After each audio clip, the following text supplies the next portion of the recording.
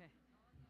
Wow. You know what? For 9 years, we have wondered what capacity is here. And tonight we know. So how incredible and honored Society Hall is that we can host Temple Grandin, I guess. But yeah, yeah. But also, let me tell you, this building is 102 years old, and 102 years ago, people were a lot thinner and shorter.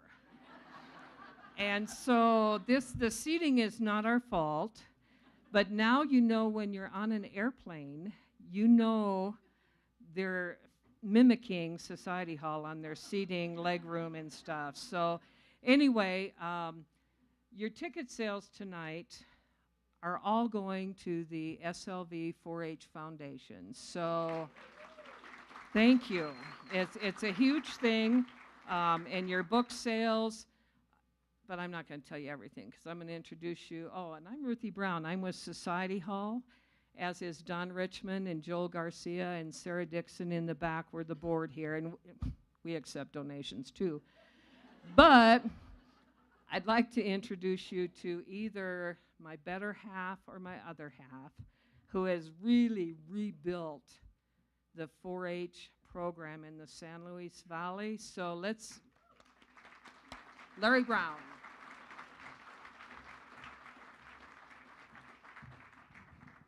A word of advice, never try and follow Ruthie in anything like this, right? So, but thank you so much for coming out tonight. I just wanted to be brief, but I wanted to say, for those of you that are not familiar with Colorado State University and Extension and what that's all about, and by the generosity and grace of Temple Grandin, why we're able to do this tonight. But our whole belief, by mandate and by doing the right thing, land-grant universities like CSU have a mission to bring education and learning experiences to the people where they live in all aspects of their life. And so our core belief is that we believe in the power and the value of lifelong learning, and that every individual from cradle to grave, from every walk of life, who engages in lifelong learning is more apt to have a healthier, happier, more prosperous life, and probably contribute more to their family and their community. That's our core belief. And here in San Luis Valley Area Extension, everything we do is designed to foster healthier kids and families, more prosperous farms, ranches, and businesses, and stronger, more resilient, and proud communities. And that's what Extension is about. And I'm a third-generation Extension person. And so in my genetics, I understand what Extension can be. And I moved here in 1986 as a livestock specialist in the Extension program for this valley. I resigned in '95 to go into business, married Ruthie,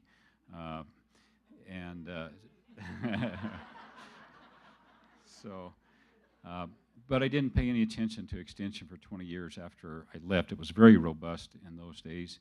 And in 2016, an old friend asked me if I would get back on the Extension Advisory Board.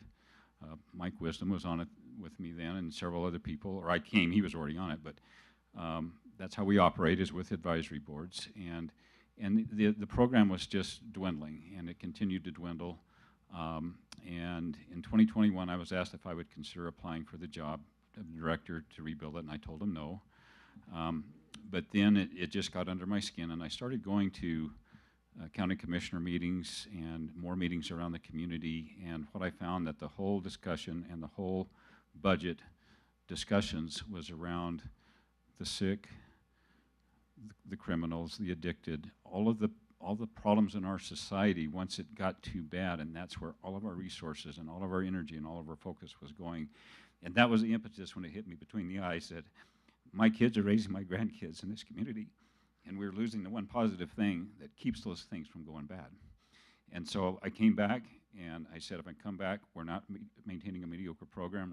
We're rebuilding to excellence, and everybody has stepped up to help. The counties have stepped up. The state has stepped up to help CSU. The community is stepping up to help. And that's what you all are doing here, and that's the impetus. This particular thing, the last person I really needed was a second 4-H agent. The 4-H is the heartbeat of our whole program. And We have, for 12 years, we've only had a single person trying to manage the whole valley, all the youth program in the whole valley. That's nuts. That's crazy. That's the last person I needed, and this is what we're rebuilding here tonight. We have that person hired. She starts next week, and we'll have our second person. And that part is thanks to the Alt Cult Foundation and Carter Shriver, standing in the back. Almost always behind the scenes, that's making everything happen on the front end, right?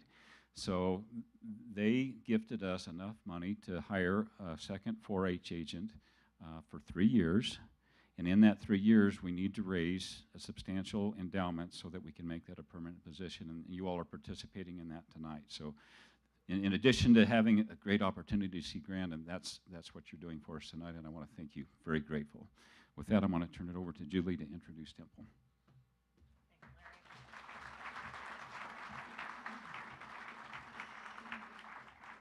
So it is my honor to introduce Dr. Temple Grandin, and Dr. Grandin is a designer of livestock handling facilities and a professor of animal science at Colorado State University. In North America, almost half of the cattle are handled in a center track restrainer system that she designed for meat plants. Dr. Grandin did not talk until she was 3.5 years old, and she was fortunate to get early speech therapy and was mainstreamed into a normal kindergarten at age 5. When she was young, she was considered weird and teased and bullied in high school. The only place she had friends was activities where there was a shared interest, such as horses, electronics, or model rockets. Mentoring by her high school science teacher encouraged her interest in science. And when she had a new goal of becoming a scientist, she had a reason for studying. So even more reason for 4-H even today.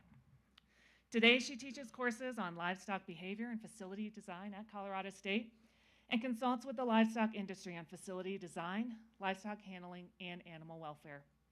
She's a prominent author and speaker on both autism and animal behavior. And as the number of children diagnosed with autism continues to rise nationally, she is sharing her message about the disorder and differently abled brains. At the heart of that message is this. Rigid academic and social expectations could wind up stifling a mind that, while it might struggle to conjugate a verb, could one day take us to distant stars. You've seen all of her books at the back, and she'll be here with us tomorrow at the Southern Rocky Mountain Ag Conference as well. And we are excited to just welcome her today to be with you in conversation. And thank you all for being here. And I'm going to welcome Allie Eccleston up, who is also from Colorado State. So thank you all.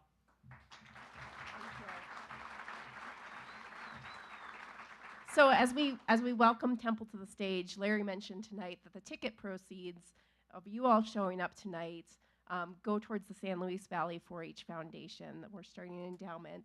And so we want to give Temple a big thank you, and the Society Hall a big thank you for raising funds tonight. So we have this fantastic check of the funds just from ticket sales that are going to the San Luis Valley 4-H Foundation account.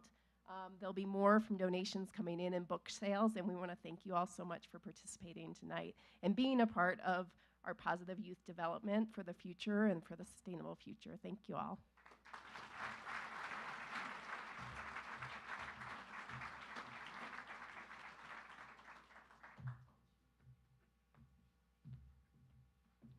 Well, it's really great to be here tonight, and I want to add that 4-H was a very important part of my life when I was a troubled high school student. Horses are one of the few places where I was not bullied. I had friends to ride horses with. They put me to work cleaning 9 stalls every day, taking care of the horses.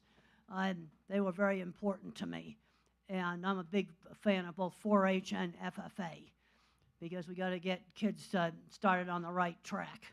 And one of the things, when I was young, I learned how to work. I'm seeing too many kids today aren't learning how to work. And this is especially a problem for autistic kids. And autism ranges from Einstein to somebody that has much more severe challenges. And I was very lucky to have some excellent teachers. I cannot emphasize how important good teachers are. My mother taught me to read when I was 8. I had great speech teacher, great 3rd grade teacher, science teacher who motivated me. And then you might wonder, how did I end up in the cattle industry? Because I went to my aunt's ranch when I was a teenager. I came from back east, I was exposed to cattle as a teenager. Kids get interested in things they get exposed to. And I see too many autistic kids that might have some real talent in things like building things. They never graduate past Legos and learn how to use tools. I'll be talking more about some of these things. Now, that's my newest book, Visual Thinking. And I talk about how different ways people think and how they can contribute to science and all kinds of different things. We need the skills of the people that think differently. And the first step is realizing that different thinking exists. I thought everybody thought in pictures. Everything I think about is a picture. And I didn't know that other people thought in words till I was in my 30s. You know, this is the reason why the artists and the accountants don't get along, because they think differently. But being a visual thinker helped me in my cattle work, because the very first thing I did when I first started with cattle back in Arizona feed yards was I got down into the chutes to see what cattle were seeing. Now, I'll show you an example of a reflection, kind of reflection that can often make cattle balk. You see that reflection there? 2 hours later, that'll be gone. Also, there's a strut going across the floor there. And a lot of the facilities now are portable, and you have those struts. You might want to cover those struts up. But what I've learned in all the years I've also been working on designing cattle handling facilities and other things is that different ways of thinking can have complementary skills. I'm also getting very concerned about some skill loss issues that I'm going to be talking about. Now let's look at problem solving. A visual thinker might see something that's at risk. The mathematician calculates it. And I got to visit this launch pad 6 years ago, and I saw a risk. There was a raccoon in there, right around where they were working on all the fueling equipment. And there was a raccoon in there every night, and they didn't know he was in there. I saw him come out because I saw some motion on some steps, and he rushed off into the bushes. The others didn't see him. Yep, that's seeing something that might be a problem. You see, my kind of mind would see a risk. You also can see a solution to a problem. That's another thing about my kind of mind. I can see how to fix something. Let's just think of something simple. I went to a vet clinic, and they had a glass slick floor in their lobby. The big dogs had problems walking on that. So I just saw a runner being put down off the floor. Those kind of ribbed plastic runners that hotels put down in this winter. I just saw that. Mathematicians calculate risk. Verbal thinkers discuss it. And in my book, Visual Thinking, I discussed the Fukushima disaster. And the engineers had done a great job calculating to make it earthquake-proof. But they forgot to put waterproof doors on it because they didn't see the water coming over the seawall and drowning the electric, I want to emphasize, electric emergency cooling pump that will not work when the basement floods. And that's what happened. I was kind of flabbergasted. They simply didn't see it. And I'm going to show you there's two parts of engineering. There's the mathematical part, and then there's the clever engineers that work in the shop that don't get enough credit. You use a lot of farm equipment that's very cleverly designed.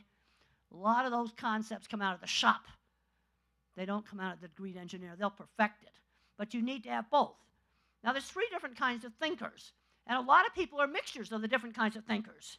I'm an object visualizer. So the kind of stuff I'm good at, mechanical equipment, working with animals, because animals live in a sensory-based world, and high-end skilled trades. We've got a huge shortage. Let's look at the mess with the Boeing company. Oh, yeah, they've got another mess. The 50 planes are going to be delayed because they found more mistakes they made. And then I read something. I was sitting in the airport and reading the Wall Street Journal, and I read about loose rudder bolts. You know, the thing the plane steers with? And that Boeing sold their factory to private equity 20 years ago. Do you really want them building your airplane? I don't know about them.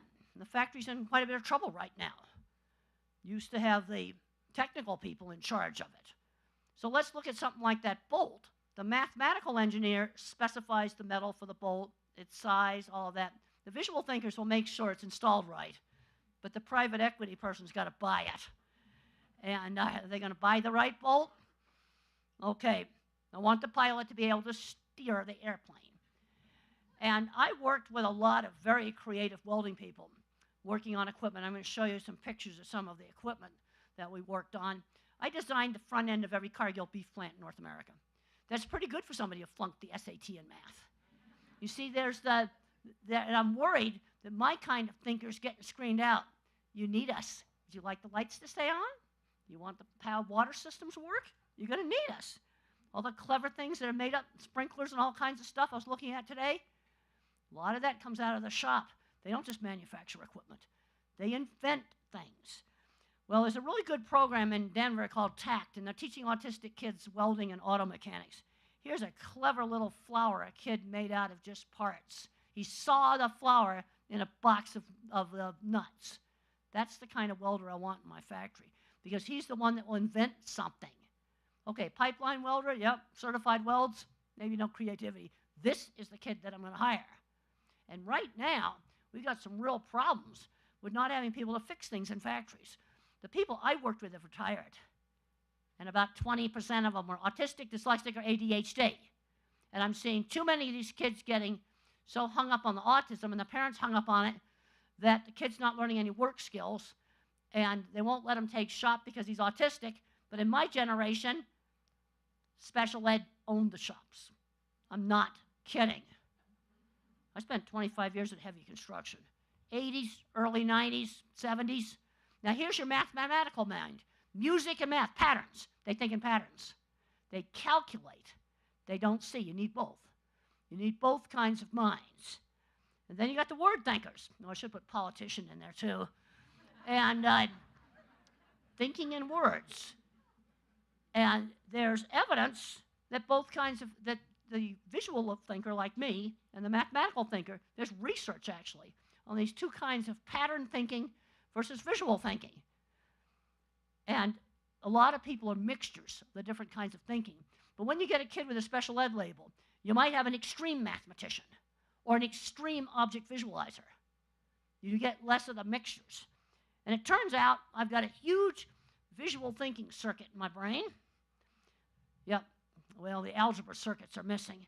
And I'm concerned that some of the kids that we need, all this algebra stuff, screening them out. I don't know any veterinarian that uses calculus. Why is that a prerequisite for veterinary medicine? Now, arithmetic I don't have any problem doing. Things like sizing air cylinders and air cylinders, no hydraulic cylinders, I know how to do that. Pi times the radius squared. And I see the cylinder on the piece of equipment. You see, it's not abstract.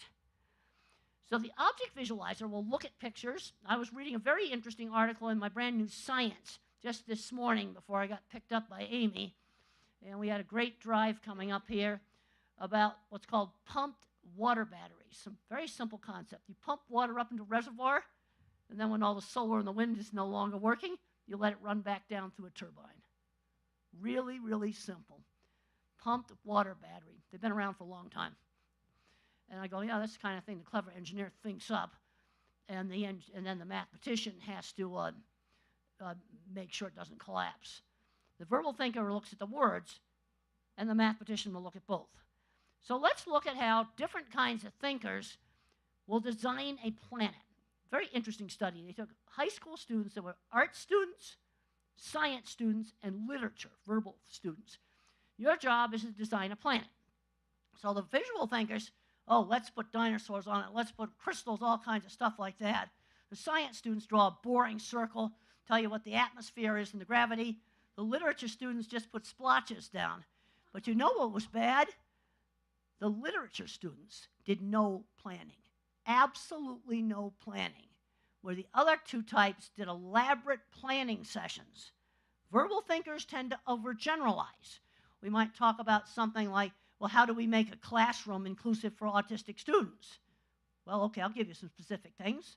Let's get rid of the LED lights that flicker. Photograph the room with your phone in slow motion. You'll find the bad lights. Let's get rid of that. Long strings of yakety-yak directions don't work. Let them write down directions like a pilot's checklist and bullet points, and then you can get bullying under control. You see, those are three specific things I can do to make that classroom work better for some of the kids who think differently. An object visualizer is also a bottom-up thinker. It works just like ChatGPT. The better the training set you put in it, the better it is. And the more things they get out and experience, the better they get. Now, the original inventors that filed the very first patents in the US and other countries, they were the object visualizers. a blacksmith making grain harvesting equipment, bicycle mechanics making the first plane. We have things we're not making anymore. And I didn't realize how bad it was until I went on some trips right before COVID hit. And I went to a state-of-the-art chicken plant and 2 state-of-the-art pork plants. And all of the equipment was imported, mostly from Holland. There's a reason for that. Because in Holland and Europe, you can go university or tech. We tend to stick our nose up at tech. But I've worked for years with them, and it's a different kind of problem solving. Half of all 3D printers come from Europe. Now here's the real shocker. The state-of-the-art electronic chip making machine, like as in electronic chips. Oh yeah, export controls, the state-of-the-art machine, based on mathematics done in the US, but it's made in Holland. Look at all the mechanical gadgets on that thing when you take the white cabinet off. When it has the white cabinet on it, it just looks like a huge white box. But you take all those covers off. Look at all the gadgets on that. And then the Zeiss company from Germany that makes the state-of-the-art electron microscope makes specialized mirrors for the state-of-the-art electronic chip-making machine. And here's a pork plant here. All that equipment you see there, except the building, comes from, mostly from Holland. We used to make this stuff. But I'll tell you where the kids are that should be making it now. They're playing video games in the basement on an autism diagnosis. You know how you get them off the video games? Introduce them to car mechanics. Introduce them to fixing center pivot sprinklers. They're going to find that stuff's a lot more interesting. Now here's the Mars rover parachute. Mars rover's taking a selfie of itself landing on Mars. That parachute cloth is from the UK, woven on high-tech European looms. Because I got into the website of the manufacturer. They gave a tour of the factory. I was writing down all the names and nameplates on the machines. And then I was going back and looking them up. And this is the Steve Jobs Theater. Structural glass walls, carbon fiber roof. The walls are from Italy and Germany, and the carbon fiber roof is from Dubai. Those glass walls should have been made by the Corning Glass Works. I had a chance to visit them about 10 years ago. Well, the financial people have ruined them. Cut their funding. They're the ones that should have built those structural glass walls. No, it just made me sick because I do a lot of these kind of talks for businesses, and I'm very worried about skill loss. We paid the price for taking hands-on classes out of the schools, and now when we put the classes back in, we won't let the special ed kids take these classes because we're worried about the insurance. Well, I worked with 2 people that were very, very autistic. I can't tell you what they make. I can tell you if you're in the cattle industry, you've seen it, touched it, or used it. I can't tell you what it is. Guy's dyslexic, stutterer, autistic, flunking out of school, took 1 welding class, about 20 patents, sells this thing all over the world. And if you're in the cattle industry, you'd know what it was if I told you. I can't identify him. And the other guy, tons of patents in the beef plant. This stuff's still being used. I've looked it up. And these guys are not getting replaced. We've made mistakes like shutting down the Montfort Fab Shop. It was the biggest machine shop in Colorado. The Montfort Company, back in the 80s and 90s, actually built all their own equipment. And then when it became ConAgra, they shut down the Montfort Fab Shop. Well, that made money in the short run. But then when all the shop people started retiring out, the one shop that's left ripping everybody off right now, charging 4 times the price. Yeah, that's not making money now. In fact, one of the other companies went out and bought 2 machine shops. But they better start thinking about who they're going to, they can't just let them retire out. You've got to have apprentices coming in. We need all these classes in the schools. Art, sewing, musical instruments. I was terrible at them. But another kid's going to be great with musical instruments. You've got to expose. Welding, building new things. Theater's not going to go away. Let's look at what artificial intelligence is going to take out. It's not going to take out anything that's hands-on. Live theater, concerts. You know, they predicted years ago when radio and record players were invented that they would destroy concerts and theater would go away. No, that hasn't happened. If it's hands-on, it's safe. But there's a lot of stuff. I can't believe the stuff that AI is doing right now in chemical discovery. It is scary cool. And accounting, that's probably going to go out. Video game design, forget it. Animation jobs, a lot of programming jobs are going to go out. AI is going to get them. And you know what I don't want? How about an airplane factory run by AI, and the AI system is owned by private equity? Would you fly on that airplane? Well, I don't think so. No, I don't think I want to fly on that airplane. Here's a really cool shop in Denver where they're teaching autistic adults to do auto shop with great success. And they start out with an exploration camp where the kids can try out cybersecurity, auto mechanics, welding, carpentry, a bunch of other stuff. Small classes, have to come to work, got to learn some work skills, and then they place them in a car dealership with a job coach. And the car dealers, they got contracts with 2 major car companies. They're snapping them up. They're so hard up for mechanics right now. And these people are really good mechanics. Here's a musical show put on by autistic actors on Broadway. I got to go to opening night. Very cool. Now, my grandfather was the co-inventor of the autopilot for airplanes, and he was an MIT-trained mathematical engineer.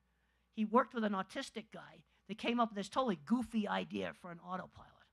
Oh, aviation stuck their nose at it. They thought it was stupid. Oh, you know, you wire the plane's controls to a magnetic compass. What do you think the plane did? The magnetic compass, it's going to go like that. They tinkered in a garage loft that was over a place that fixed trolleys and trains. It was a garage startup. They tinkered and tinkered, and they got it to work, but they were horrible businessmen, and it was ripped off. And the stolen version was in every plane during World War II. They needed a lawyer. That's where you need a verbal mind. Now, our educational system is screening out the object visualizers. I can't do algebra. I had to major in psychology. I had to dodge all the math classes, drop a physics class.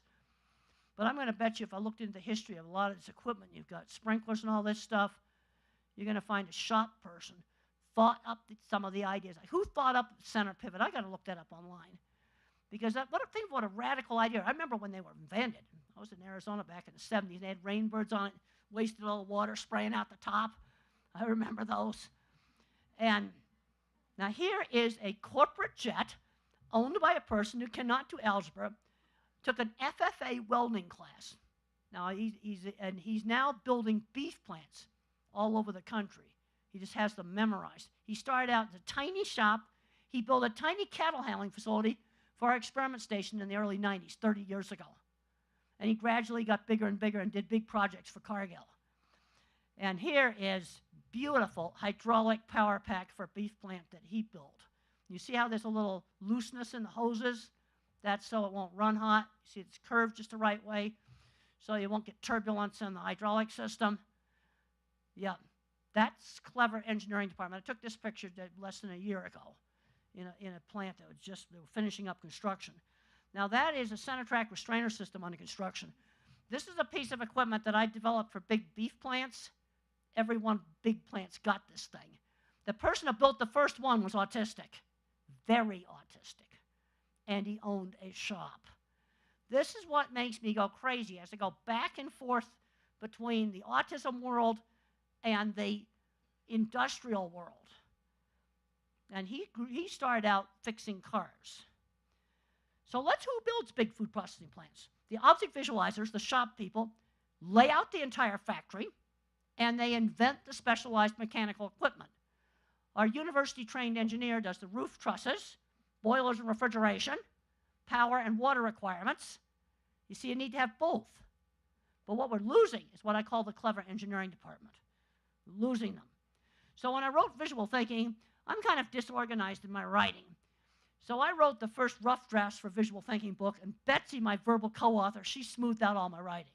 You see, that's different minds collaborating. This is really, really important.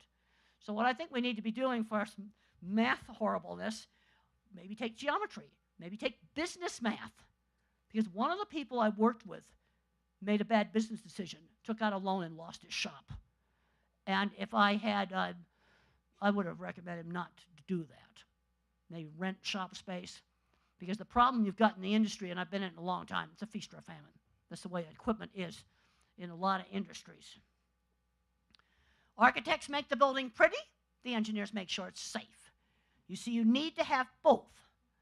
20% of the people I worked with were either autistic, dyslexic, or ADHD, owning fabrication shops, multiple patents, designing from scratch mechanical complex equipment. You want to see a really crazy piece of equipment? It's the Apollo chicken harvester. And it's from Italy, and it picks up broilers.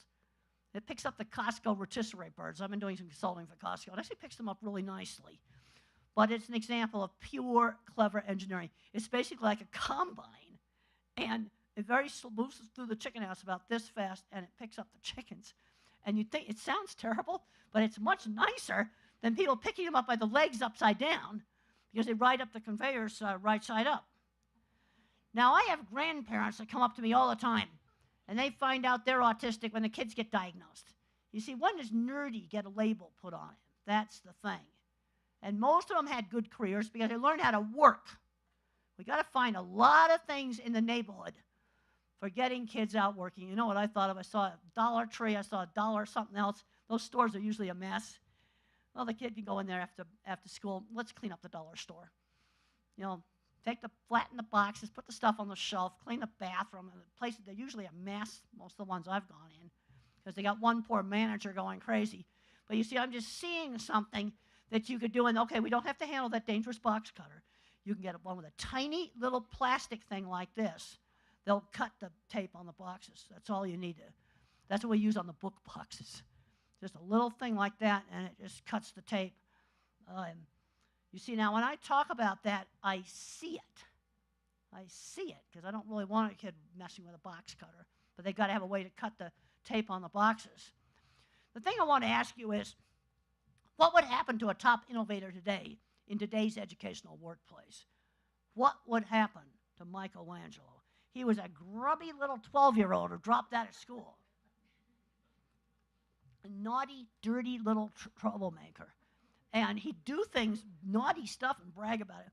Like he borrowed a pen and ink drawing, copied it, gave the owner back the copy, got away with it, but he was dumb enough to brag about it, and got caught. But he grew up exposed to great art. All the churches were commissioning great art. And he grew up with stone cutting tools. See, that's your exposure. And then later on, he was mentored, apprenticed into a shop, and mentored. Steve Jobs was probably on the spectrum. You look at those Silicon Valley guys, and they bring them into Congress, and they're squirming all around. Yep, most of those are probably on the spectrum. And then Bill Gates, when he was really young, you can look up the Bill Gates depositions. And when he's asked about killing Netscape, he starts rocking. No. And then he says, well, we found an email dated such and such, and puts it out in front of him, and caught him. Einstein, no speech until age 3. Where would he be today? This is the thing that's a big problem. Thomas Edison, high school dropout, probably had autism, learned how to work, and he was mentored and was taught how to use the telegraph. Here's another famous autistic person. Love his engineering. He should have stayed with rockets and cars. Brilliant. Have you ever seen the videos of that rocket that lands on its tail? That is the most brilliant thing. And it cuts the cost of the launch down by over 1/3, because you can totally reuse that booster, because if you throw it in the water, you can't reuse it. It wrecks it. A Nobel Prize winner was 50% more likely to have an arts and crafts hobby compared to other scientists. That's why we shouldn't be taking this stuff out of the schools. So let's look at working with the kids that are different. So let's avoid the crazy busy McDonald's takeout window. Also, I have a terrible working memory. So I would always write things down. Okay, there's some task has a sequence. Let me write it down with a pilot's checklist. Really important, very simple accommodation. Long strings of verbal instruction don't work. Also, I'm seeing too many parents babying their kids, and they're not learning shopping, just basic stuff. You know, they're getting kind of a disability mentality, having everything done for them. I think this is really bad. They're getting addicted to video games. Now, you know, an hour of video games a day, that's fine. But not 8 hours a day of video games. That's not fine. And get them out doing things. Give them some choices. That's what we need to be doing with them. What's the ultimate goal of education? Where's a student 10 years after high school graduation? I was considered a really flunky that wasn't going to accomplish anything at all. And during my 20s, I built the projects that were shown on the HBO movie. And that's a drawing for Dip That. I did that in 1978. And the way I sold jobs was to show off my work. I learned to sell my work instead of myself. And the thing is, in the interview, you don't want to show it to HR. They wouldn't appreciate that drawing. You got to show it to the building department or the engineering department. That is the drawing I sent to Cargill back in the late 80s. And I designed the front end of all the Cargill plants in North America. I think that's doing pretty good. Steel and concrete work, whole bunch of stuff. And in the HBO movie, it shows exactly how I think visually. It shows it. That is accurate. This is one of the pictures that got sent to Cargill. Here's a working replica they built for the movie off the original drawings. I have to say the geek side of me really liked that.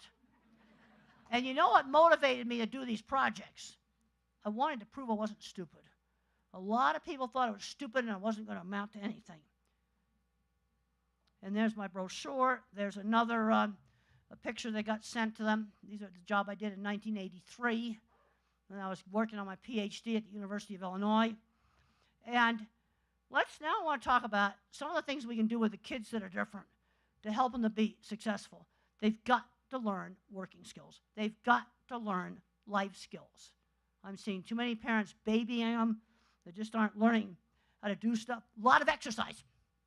Right now I'm doing 120 old lady push-ups every night. Just the front end comes up. That's all I can do now. But I'm finding that that burst of exercise really helps. Let's look at my work experience. When I was 13, Mother got me a little sewing job. There was a seamstress in town that did dress alterations. And I took apart dresses and I hemmed them. That was just something found in the neighborhood. You know, we need to be finding more of those kind of little jobs. And there's a lot of dollar stores that need to be cleaned up. One time we took a Dollar Tree. They're all horrible. And you got one poor manager trying to do everything. I talked to a lady who's a manager. She quit. She was like running around like a chicken with her head cut off. And one time they had a FedEx in there to send some books back. And they said, well, just put them on the floor there. And I go, well, if I put them on the floor, they might end up putting them on the shelves and selling them rather than giving them to FedEx. That's what chaos I saw in there. The place was just a dump. And I look at that and I go, I can see a kid going in there for an hour after school, and let's just put merchandise on the shelf, cut the boxes up and flatten them, and just clean the place up. You see, and there's things like that aren't dangerous. Just do it. And at 15, I was cleaning horse stalls, 9 stalls every day, putting the horses in and out. I was very proud of the fact that I ran my school's horse barn. 16, I went to my aunt's ranch. That's where I got interested in the cattle industry. I was roofing at 16. I'm sure that's illegal now, but boy, it was fun. And we had great shingle throwing contests. There was a partial eclipse while I was up on the roof of the dairy barn. That was kind of fun. But at 17, I had a little sign painting business. But this taught important work skills, because some of these kids might want to just draw the same anime figure over and over again. But my first sign painting job was for a hair salon. They wouldn't want spaceships on it or something like that. I had to make a sign that they would want. That's a really important skill. So I put the Breck shampoo lady on it. And in college, I had internships. But I'm seeing kids graduate from college that are autistic and then just fall apart in the workplace. You know, we've got to learn working skills before you graduate from high school. Chores for little kids. How about walking the neighbor's dog? Okay, that might be, those houses are kind of far apart here. That might not work so well in some places. A church volunteer job. But it's very important that the boss is somebody outside the family. It can be somebody the family knows, that's fine. But there's too much of just working within the family. Back doors into jobs. We need to be finding them. They are everywhere, and people just aren't seeing it. There's a scene in the HBO movie where I meet a lady that was, they had her as the wife of the plant manager. She actually was the wife of the plant's insurance agent. But it was a chance meeting. And another really important scene in the movie was when I went up to the editor of the Arizona Farmer Ranchman magazine and I got his card, because I knew if I worked for that magazine, that would really help my career. I went up, I got the card, and I produced a decent article. Really, really important. Elementary school life skills training.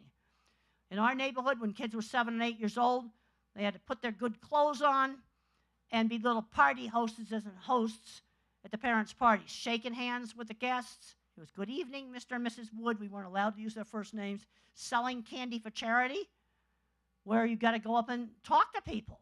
Shopping by myself. I got 50 cents a week for allowance. I could buy 5 comics. But if I wanted a 69-cent airplane, I had to save for 2 weeks. Really important thing I was learning.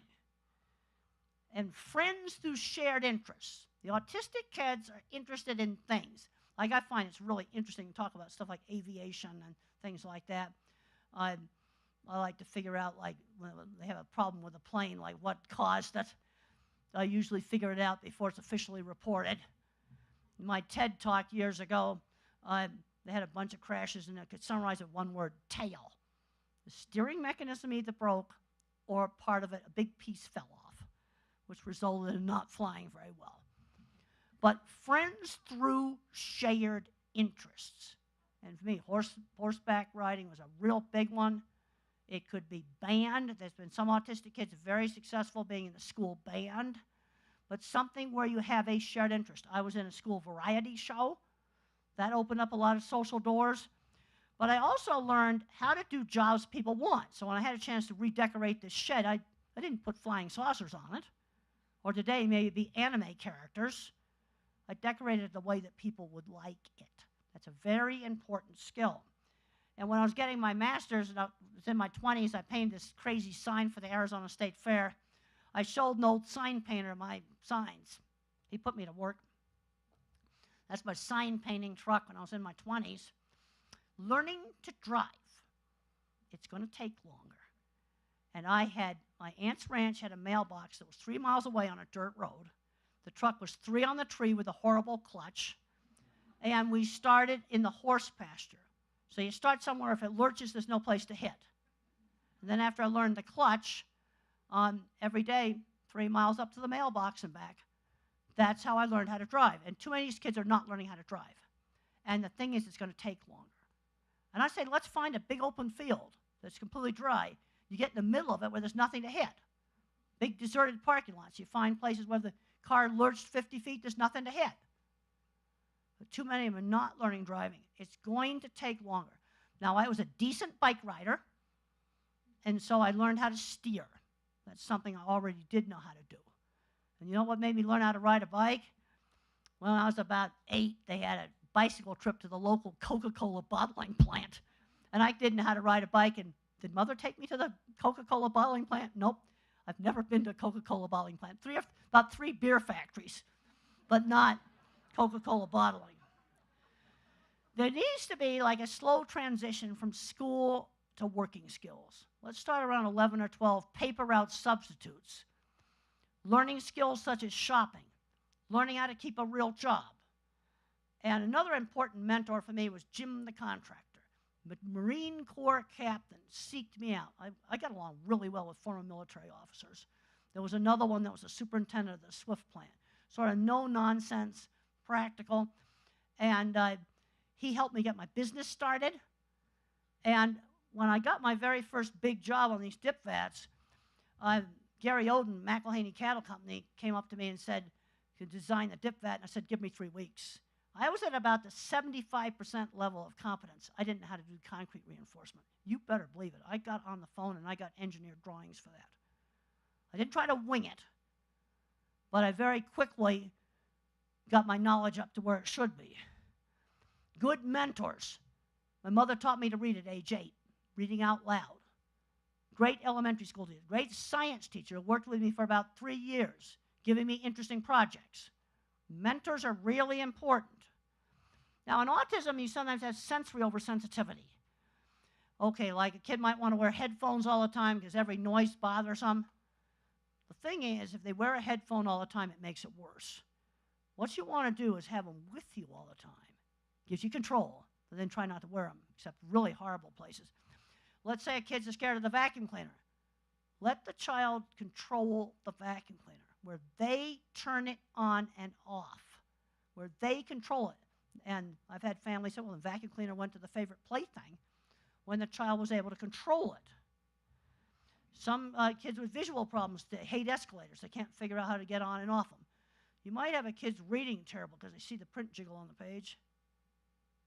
Well, let's get rid of those flickering LED lights. You can test them with your phone, slow motion video. Please don't put those in new construction because you can no longer get incandescent lights that don't flicker.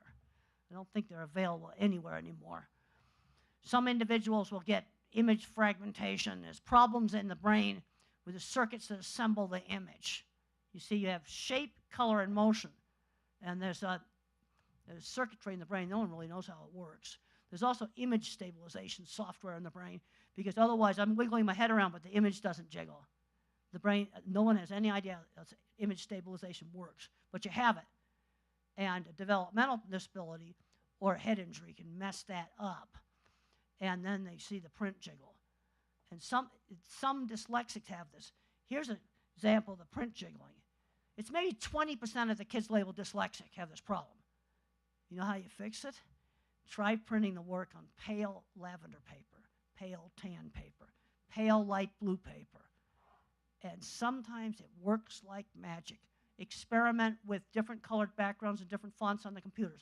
Laptops and tablets are the only computers that never flicker. That's why a lot of these kids would rather use a tablet or a laptop. Those screens never flicker. But some of your big monitors flicker. Try to up the refresh rate. And let's say you're stuck in a classroom with no windows and you got lights that flicker. Okay, what you got to do is find an LED that doesn't flicker and put it on the kid's desk to block out the other light. Let them wear a hat. See, these are things that are simple things that you can do. I want to figure out simple stuff that people can do. Help with some of these problems. There's some of these kids, they need an exercise break. They need a sensory break where they can just go and chill for a little bit.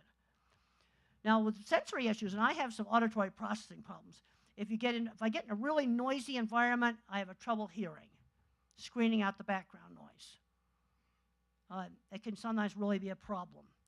Now, let's say you got an autistic kid who's really sound sensitive. This is a paper you can actually get online, Environmental Enrichment and Effective Treatment for Autism. You stimulate two senses at the same time, like touch and smell. Like maybe you touch a cold water glass and smell peppermint. And by stimulating two senses at the same time, you can desensitize the nervous system.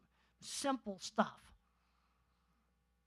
Okay, now you got some autistics that never learn to speak. And some of them can learn to type. They have normal intelligence, and they can learn to type. That's something I think we need to really encourage that. And if you have a nonverbal individual that's having, aggression attacks, let's look at some of the things that cause that. Frustration because they cannot communicate. Sensory overload, noise overload, and they have a hidden painful problem like stomachache they can't tell you about. They can't tell you they got a stomachache. You might try some acid reflux medicine. Their behavior might improve. These are books written by people who type independently. They look very, very severe. Okay, I have a problem now with slow processing speed. Rapid back and forth chit-chat conversations. I have difficulty following that. Now, that doesn't affect design work because that all comes out of long-term memory. See, if I was a computer, I'd be an Intel 286 with a warehouse full of servers for memory. But I got to jam it all through that little tiny bitty chip. Rapid multitasking, like a McDonald's takeout window. Rapid response to a question is hard. Remembering long strings of verbal instruction. And I have problems with interrupting conversations. I can't time exactly. I know it's rude, and I can't help it. My timing is not fast enough. I've got a slow processor. It's sort of like your phone has got maybe 1.5 bars. It's going to take time to download the web page. Attention shifting slowness. That can be an issue. So you put eye tracking software on the person, watch an old movie. Look at how many times the normal person looks back and forth. Attention shifting is higher. They look at the eyes. Now, one thing about an autistic person, reflexes on something that might be dangerous. That's normal. Okay, working with the little kids, slow down when you talk to them. Give them time to respond. Encourage them to use their words. And also use teachable moments. Like when I went in the store and I touched too much stuff, the clerks would go, only touch the things you're going to buy. They'd give me the instruction. And little kids with autism need to be taught turn-taking, how to wait and take turns. Very, very important. Turns out that working memory is shot. It also found out that my fear center was like 3 times larger than normal in the brain scan study. I used to be afraid of 2 things in my 20s, public speaking and airplanes. Well, one of the things I learned in the public speaking is have some really good slides, and the airplanes have to make them interesting. Yes, I read everything about the Boeing factory. My worst nightmare is private equity owns an airplane factory, and they have an artificial intelligence system that they own that runs the airplane factory. I think that's going to be a real recipe for trouble. So I was terrified of this plane, this horrid little plane. Put its gear down, I was sure the whole bottom of the plane was going to fall out. So I got on an old Constellation, and I got to ride in the cockpit, and it was full of Holstein heifers going to Puerto Rico. Miami Airport, early 70s. Miami Airport Cargo Department, early 70s. Airplane torture place, and they still fly. You let cows pee and crap all over these planes, and when they get back to Miami, they've drilled holes in the bottom of the plane, and the pee is dripping out, and it's still flying. And I went on that plane. Yeah, you got to make it interesting. We flew over the Bermuda Triangle, too. You got to make this scary thing interesting. That really is true. Okay, now, of course, I found out all about this door that came off. They didn't put the bolts in it, and the door panel was made in Malaysia. I don't know about that. That doesn't sound so good. Fear can be a big issue. And the nervous system, the fears mechanism is like ramped way up. And I've been on antidepressant medication for 40 years. Best thing I ever did. And I wrote all about it in Thinking in Pictures, and even though that book is old, the drugs really haven't changed. But the mistake that's made with antidepressants, now things like Prozac or Zoloft, too high a dose. Throw the labels wrong. It's starter dose or less. Starter dose or less. I've talked to 100 parents over the years. Oh, it worked great on a low dose, and when we gave him a higher dose, he wouldn't sleep at night and he was agitated. Yeah, it's a really low dose. Other things I did was using my squeezing machine. I got the idea from a cattle squeeze chute, and the deep pressure helped calm me down, and I built that all myself, some really nice skilled trades. I got to size the cylinder so it's not going to break me or bust all the plywood. You see, in that kind of calculation, I do know how to do. Here's simpler ways to do pressure, less expensive. And when I was in high school, I got fascinated with optical illusion rooms. And my science teacher said, you're going to have to figure out how to make it. They weren't going to tell me. Kids aren't doing enough today of figuring things out. Here's the Penrose tiling mathematics of Stephen Hawking. You know what Stephen Hawking had to say about disability? He's the famous scientist in the wheelchair. Concentrate on those things. Your disability does not prevent you from doing well. He could do math in his head super well, and that was about it. Let's get interesting magazines like Science and Nature in the school libraries. Oh, read about so much cool stuff, and this is my fun breakfast reading. I'm not interested in reading a romance novel. I'd rather read a nice science and learn about pumped water batteries. That's what I learned about this morning. I learned all about that wonderful 4-page article on water batteries. That is the kind of stuff that is my fun pleasure reading. And I make sure that I save my sciences and natures when I can have a 2-hour breakfast with each one. That's what I really like. Here's cool mathematical patterns, mathematics and plants. And here is some places you can get really cool science and math stuff for free. And what I want to do right now, before we go sign books, is let's just open it up for some questions. But I want to see autistic kids do well, but I'm also very concerned about skill loss. This is serious. It's really serious. And I can't do higher math. I failed the SAT in math. I've never passed algebra. I majored in psychology to dodge math, tutor to get through statistics with a C as in Charlie. And I couldn't become a veterinarian because I couldn't do the math, but I trained them. You know, this is kind of interesting. And what I'm suggesting on the algebra thing is substitute geometry, or maybe accounting, or maybe business math. And then I was just reading today, some parents were lobbying to let their little math kids, because autism also comes in a mathematics type, take algebra at an earlier age. Fine. Little math geniuses need to be given harder math books at an early age. You see, for one kid, an algebra book is a door. For me, it's a doorstop.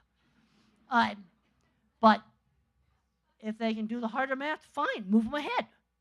Katherine Johnson, the famous mathematician, her math education was handled right. She was moved ahead very, very quickly in math, and then that's why she could calculate the suborbital flights for the Mercury project and the first orbital flight. And then the IBM computer took over. All right, let's get some questions. I'm going to pick somebody. I've got a cattle handling talk I'm going to be doing tomorrow, and I'll be doing a kind of a more farm version of this talk tomorrow. They told me it'd be a totally different audience. All right, I got it. Okay, right there.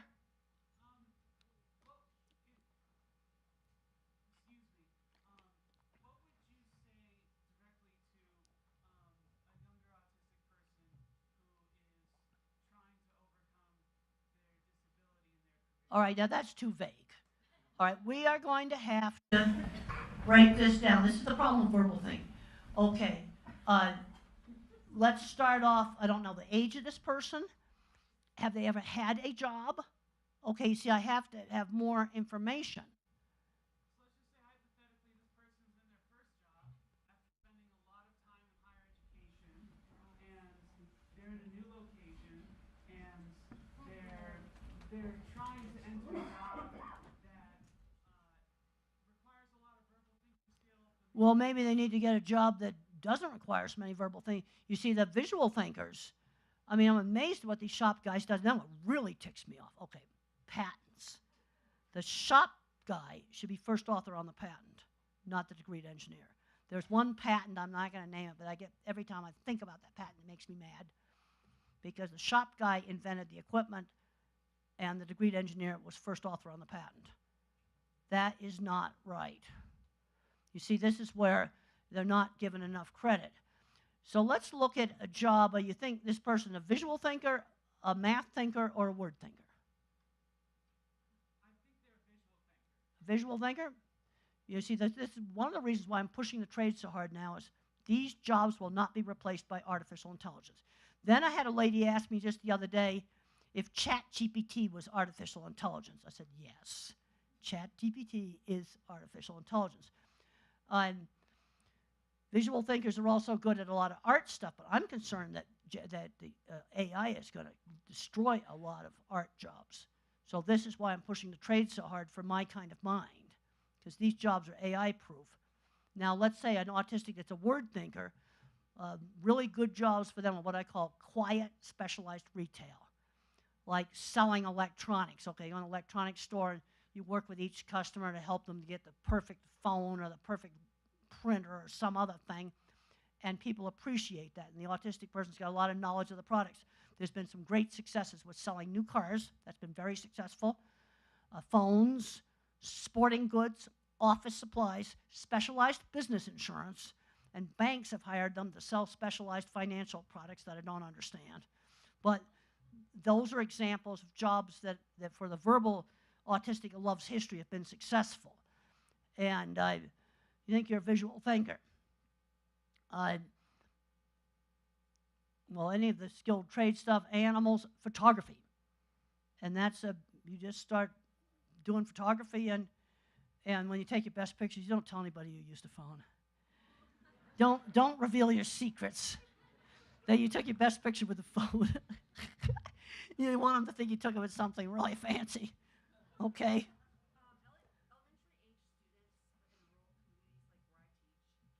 Yep. All right, well, let's see what we can do in the community. Okay, I just saw today at the cattle meeting a really cool cattle handling facility based on my design, made out of little balsa wood and popsicle sticks and cardboard. That's not expensive. One kid was infatuated with Minecraft, so Mom got some 2x4s cut up, and they had the kids paint them and have Minecraft in the driveway. How about giant Minecraft? We're going to save all the Amazon boxes, tape them up and paint them, and now we're going to have giant Minecraft. And Amazon boxes are free. You see, I just think of things like this. You know, the 4-H program that you're getting started. Let's get these kids out, you know, making stuff, doing stuff. I got kids' projects books there, Calling All Minds. That's all my parachute and kite projects. Old scarves. That's what I used to make parachutes out of. And get them out looking at stars, observing animals. I did those books. There's nothing expensive in there. Things to give people ideas for things that kids can do. And there's more resources than you think. Now I'm thinking of a trip where I went on a private plane. We were going to go visit a plant. It was foggy. We had to go land at this other airport. And this 10-year-old comes out and fuels our plane. And I go in the hangar to go to the bathroom, and they were remodeling a beautiful old antique plane. I'm looking at that, and I'm going, that's where you put the 16-year-old. Or, you know, that's working on that old plane. Or let's say they're doing classic cars. There's more of that kind of stuff around than you think. It's right there, and you're not seeing it. You see, I'm seeing it. And then the dollar store, you've got like 3 of them. Messes that need cleaning up. Now, the thing is, the corporate idiots that own the dollar store, you're going to let a kid work in it, you don't tell. You just come in there after school, and we're going to, you know, flatten some boxes with a little plastic thing that they can't possibly get cut on, and put some stuff on the shelves and maybe clean the bathroom in there. Because most of them are a mess, at least the ones I've been in. Well, that's the private equity mentality. But you see, it's something I just see it. Or maybe they can help out on a farm somewhere. They can help an older person. Church volunteer jobs. You don't have to worry about work rules. Yeah, but there was a 12-year-old lady that I talked to just in the last 6 months. She was very proud that she was the church's coffee lady. All right, that's something that was done in the community. It cost nothing to set up. You just got to do more of those kinds of things. Okay, right there.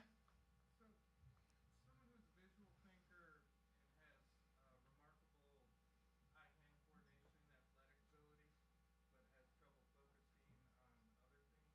in life? Well, they have really great athletic ability. Maybe they can go into athletics. I'm one of the klutzes there. No matter what sport I tried, I could never get past the good intermediate stage. Like skiing, I couldn't get them together and do those beautiful Christies. My tennis, my serve was atrocious because I couldn't coordinate this. And if somebody's really good at sports, I mean, that's something they need to go into. Yeah, any advice to maybe translate those abilities into day-to-day life? Well, the thing I find for me, most of my friends, it's friends who share an interest. Like I love to talk about construction, livestock. I went to a talk on water moisture sensors today. I thought that was real interesting. That's the kind of stuff I find interesting. I like to talk about that kind of stuff, like how you calibrate those sensors. Are they as accurate as they say they are? Unless you calibrate them back against a lab. Okay, that kind of stuff I find interesting. And the first thing is find a job you like. That's the first thing. And you know, there's more stuff around fixing farm equipment. I'm sure that sometimes there's scarcity of that. Okay, right here. What publications that we used to have that stimulated young people's minds that you'd like to see come back? Well, I love the Wizard of Oz books, but now you got Harry Potter. That's kind of similar. We had all kinds. We made things as kids. That's why I did. Well, Popular Mechanics. I think I love that magazine. I subscribe to Popular Science. I think it's a shame that that magazine stopped. It's a shame. And that's why I did my Calling All Minds book and my Outdoor Scientist book. Just the Calling All Minds has got my a lot of childhood projects in it. And they're not expensive things. I tinkered with little bird kites. I tinkered with scarves to make parachutes, and I could tinker for hours with that stuff. You know, we need to be getting some of that stuff back. And there's also lots of good stuff online. There's a lot of rubbish online, but how to make things. Look up things on YouTube. You can find all kinds of stuff to make on YouTube. And we got to I'm seeing too many autistic kids where they get so babied, they're not learning skills. I was shopping when I was 7 and 8 years old. I rode a bike downtown when I was 10.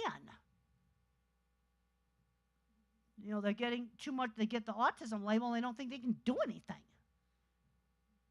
Okay? 4-H projects. Well, okay, this 4-H thing we just talked about is right there. Doing the 4-H projects. I was big in 4-H. Oh, we need to be supporting 4-H clubs, and that's something that can be done in the community. Gardening, absolutely. There's all kinds of stuff we can do that's not expensive.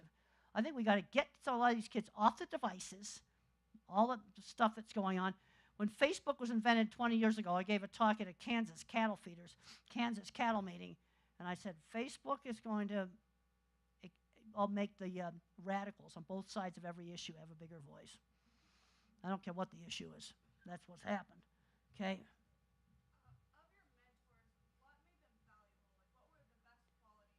What made my mentors valuable? One thing, my science teachers, he got me interested in studying, because other courses I was just goofing off, by giving me interesting projects.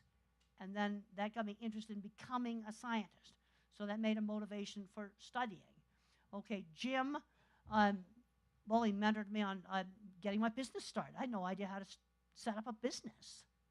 He had me go to his lawyer, the same one he used for his business, set business up.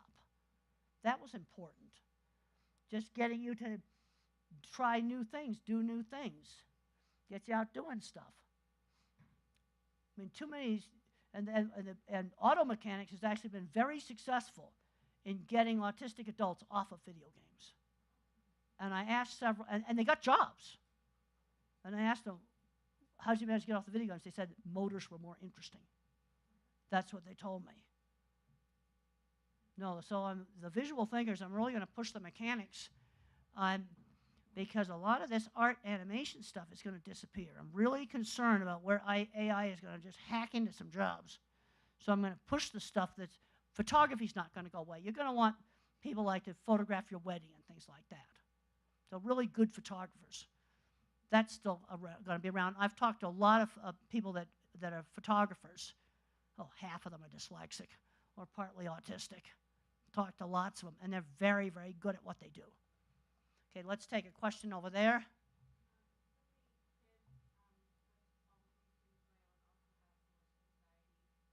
Well, the anxiety is a problem, and some of it's biological. And my anxiety worsened as I got through my 20s. I had nonstop colitis attacks that wouldn't stop. That's why I was eating yogurt and Jell-O. And I went on the antidepressant, and the colitis got almost cleared up. I still have it a little bit. The other thing that's going to help with the anxiety is exercise, vigorous exercise. You know, like that, doing all those push-ups, that burst of vigorous exercise helps. Now, the airport walking, I mean, I added up how much of that I did. That's good for other reasons. But that burst of vigorous walking really made a difference. Okay, right back there.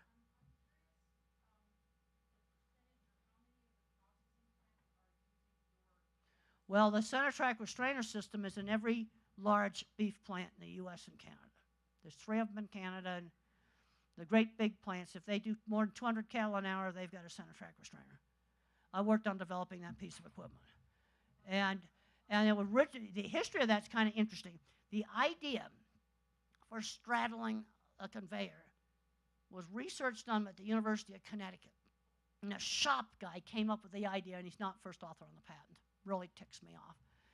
And they had made a little wooden model, but it was light years away from anything that would work in a plant. I took that model and made it work in a plant. I had to make an entrance system that worked. I had to make a width adjustment system that would work. And then we made a calf version of it first, and then the first one was installed at Cargill, Schuyler. And I also want to say you got to pick the right plant managers that want to make that new thing work.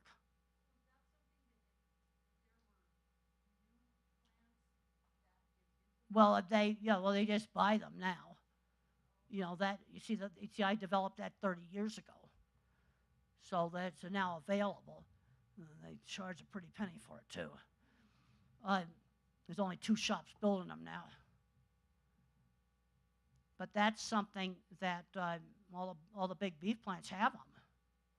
And that's something I developed, and people thought I was stupid. And now I want to see the next generation. We need these mechanical minds. Who's going to fix elevators? I've been on some very dicey elevators lately, and they are not getting fixed. And they're not. AI is not going to fix elevators anytime soon. They're mechanical devices until we get anti-gravity. And we don't have that yet. Okay, right here. Well, I want to try to help these people that think differently, because we need these skills. And I think it's concerning why we're not making the state-of-the-art electronic chip-making machine, even though it's based on fundamental mathematical research done in the U.S. But we don't make the machine. You see, there's a connection here between what's going on in special ed and what's going on in industry. And I'm doing a lot of talks to industry. And I tell them the first thing we have to realize is different kinds of thinking. And some educators kind of don't even realize what visual thinking is. But it's a different way of problem solving. And when I saw that little flower that kid had made, he just saw parts in a box and he saw a flower. That's the kid that's going to invent stuff. So that's why I took a picture of that. And then they invented a holder, like on a fancy Lincoln welding table. They invented a holder for on it, an accessory for a Lincoln welding table. These are beginner welders. That's the kind of. It doesn't look that cool, so that's why I didn't take a picture of it. But that's the kind of stuff that I really like. Where another welding class, they had all the students make the same identical barbecue grill. Yeah, and they learned how to weld, but they didn't learn how to invent things. Okay, we're going to take 1 or 2 more questions, and then we're going to wrap it up. Okay.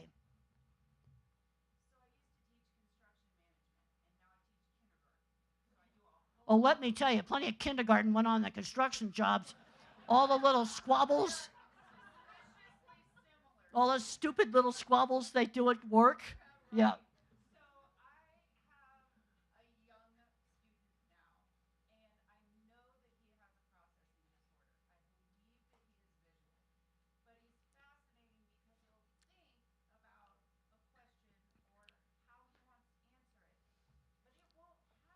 No, he's a slow processor. The thing, and if you get in his face too much, he's going to freeze. It's like clicking on the computer too many times.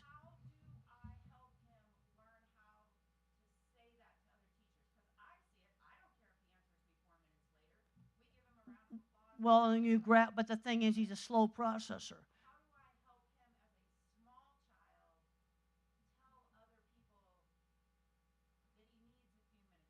I just tell him he's like a phone with really lousy service, and it takes time to download a web page. And I think that's a good way to look at it. Or you're on a really dicey Wi-Fi connection, and it just takes a long time. Well, that's what he has to do. He's got to put everything through that Intel 286. And I think that electronic analogies make it easier to understand. It's like a phone with 1 or maybe 1.5 bars of service. And it takes time for it to respond.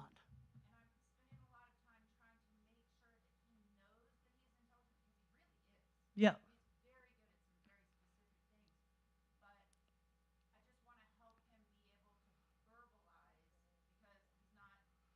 He may gradually get faster processing speed, but if you get too much in their face like this, he's going to just freeze. He's going to just freeze. You can't do that. And then gradually, he may get better processing speed. And what's he good at? Well, then give him harder math then. Let's move him ahead in that. Maybe he needs an algebra book in 2nd grade. It's not going to do me any good, but maybe for him it would be the right thing.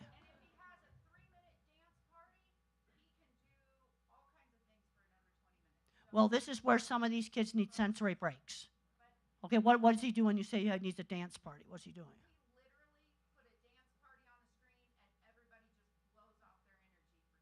All right, but you see, this may be a kid that may need to do that. He may need to do that.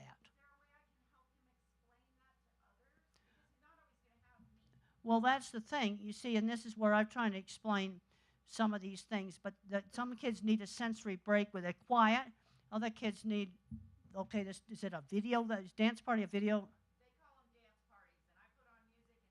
It's putting music on, and then they dance really hard. Okay, I just like to know what that is. That's also something easy to do, too, and get the right tempo, and he's going to need these breaks. It's something he's going to need. And there's a simple accommodation.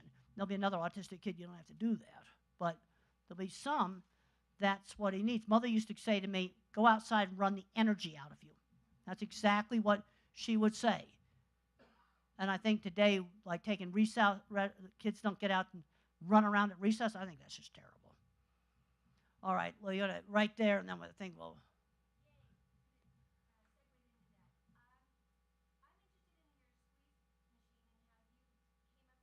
I got the idea from watching cattle go in a squeeze chute. That's where I got the idea from. Deep pressure's calming. And it doesn't work on everybody with autism. It just works on a segment.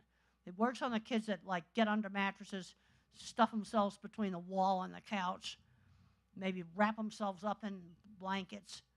But some kids, deep pressure's calming. Weighted vests, weighted blankets. And now if you use a weighted blanket on a real little kid, don't get it too heavy. That kid has got to be able to get it off easily. Okay, right here. You know, in your movie, which everyone should watch because it's really awe-inspiring and stuff, autism kids or autism people often don't like to be touched. I was able to desensitize myself with a squeeze machine because I controlled it. The best scene in that movie was when you leaned into your mom. Yeah, but you see, I was able to desensitize myself by using the squeeze machine because I could control it. That's the same thing as the kid turning a vacuum cleaner on and off. And then another kid, they took him down to the fire station, they let him turn the siren on and off, and that got him over it. Okay, well, I think probably need to wrap it up. I'll be there to sign books, and thank you all for coming.